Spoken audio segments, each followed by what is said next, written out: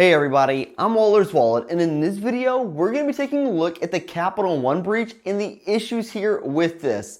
But first, if you're new to the channel, this channel is all about credit cards, credit card rewards, and showing you how you can use your points to travel for less. So if that's something that interests you, consider subscribing and turning the notification bell on as well. Also, if you want to give the video a thumbs up, that helps the channel as well. Boy, it always seems like there's some sort of breach of financial information going on nowadays. I feel like it's gotten to the point where I expect it to happen, and I just do my best to monitor it. Because we've had breaches from Marriott, Equifax, eBay, Target, the list goes on and on. But the newest name we add to this list is Capital One. Now, about 100 million people in the US and roughly 6 million people in Canada were affected in some capacity by this breach. Now, Capital One says there were no credit card account numbers or login information stolen, and over 99% of Social Security numbers weren't compromised as well. But here's the issue with that statement. That means that less than 1% of people's Social Security numbers were compromised. And at 100 million people in the US, that is still up to 1 million people. And I don't think I need to tell you, that's a lot of people. You can't just brush over that and say, well, 99% of people are okay. And about 1 million Canadians had their social insurance number compromised, which is the equivalent of a Social Security number here in the US. And that is about 1 in 6 people who were affected who were compromised by this breach. And the date range of information stolen was actually pretty large as well, and it ranges from 2005 to 2019. And according to Capital One, this includes things like names, addresses, zip codes, phone numbers, emails, date of birth, and income. And other information taken as well were credit scores, credit limits, balances, payment history, and other contact information. And that is a lot of information and a lot of bad things that can be done with it. And the piece of Capital One's press release that really rubs me the wrong way is the fact they said no bank account numbers or Social Security numbers were compromised other than just 140,000 Social Security numbers and 80,000 linked bank account numbers. See, the issue with this is I feel they make it seem like it's just no big deal. It's only 140,000 Social Security numbers that were compromised. Anytime someone's information is stolen, that is a big deal.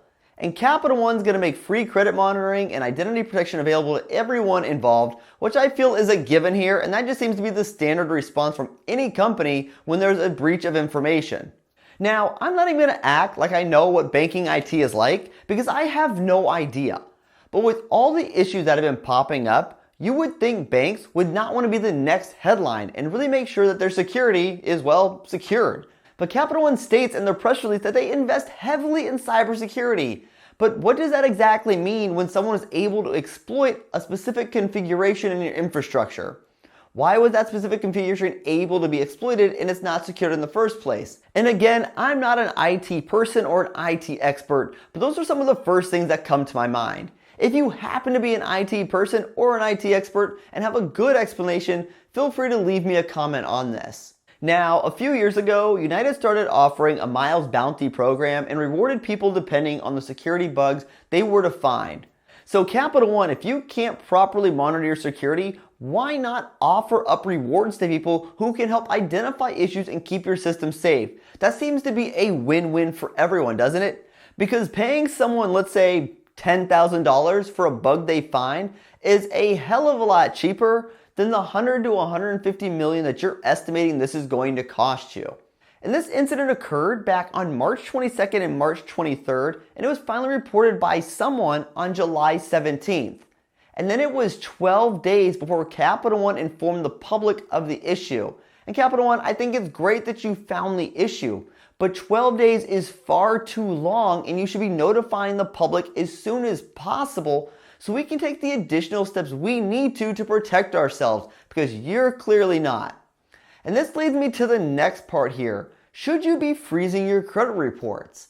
Now, when you freeze your credit report, it limits someone's access to your credit reports, so if you have your information stolen in one of these data breaches, they're not able to access your credit reports and apply for new lines of credit, and it helps keep you safe. And if you were to freeze your report, you can unfreeze it and then refreeze it. So if you're looking to apply for anything involving your credit, including credit cards, you can do so.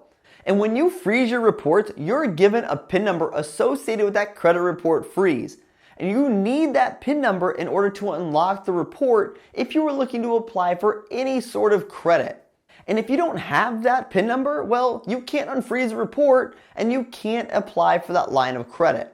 And what's great is that this is actually free to do, and it might be a good idea to freeze your reports since it seems banks or retailers can't keep our information safe. So think of freezing your credit report like a condom for your credit. It isn't 100% effective, but as long as you use it appropriately, it can really prevent things from happening that you didn't want to happen in the first place. And I currently don't have my reports frozen, but I'll most likely be doing that now since these breaches seem to be happening pretty regularly, and I want to protect myself since I am pretty active with my credit.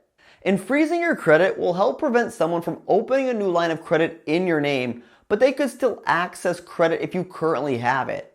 But with many credit cards, you're not responsible for fraudulent charges. See, what I find so disappointing is the fact that these breaches just keep happening. And it seems they will keep happening until banks are really held accountable.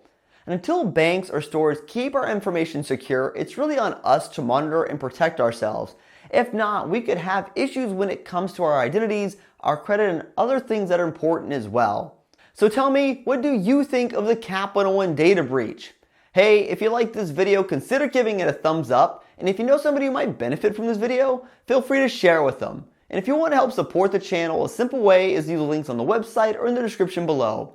And if you like learning about credit cards, points, miles, cashback, or just flat out traveling for less, consider the subscribe button down below. And until next time, safe travels and take care.